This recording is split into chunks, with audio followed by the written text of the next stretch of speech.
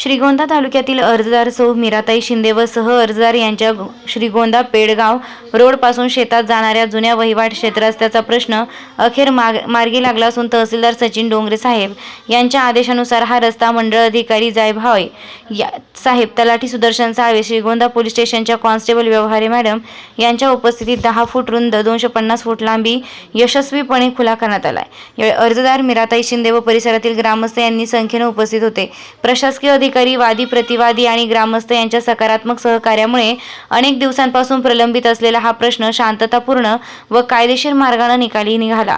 लोकप्रतिनिधी, महसूल, भूमी अभिलेख चळवळीच्या सातत्यपूर्ण पाठपुराव्यामुळे शेतकऱ्यांना त्यांच्या हक्काचा शेतशिव पांदन वहिवाट रस्ते मिळत असून हा न्यायाचा आणि शेतकरी एकतेचा महत्त्वाचा विजय आहे. या कामासाठी सहकार्य करणारे सर्व प्रशासकीय अधिकारी, पोलीस प्रशासन, वादी प्रतिवादी आणि ग्रामस्थ, महसूल, भूमी अभिलेख यांचे महाराष्ट्र राज्य चळवळ यांच्या वतीने मनःपूर्वक धन्यवाद व आभार.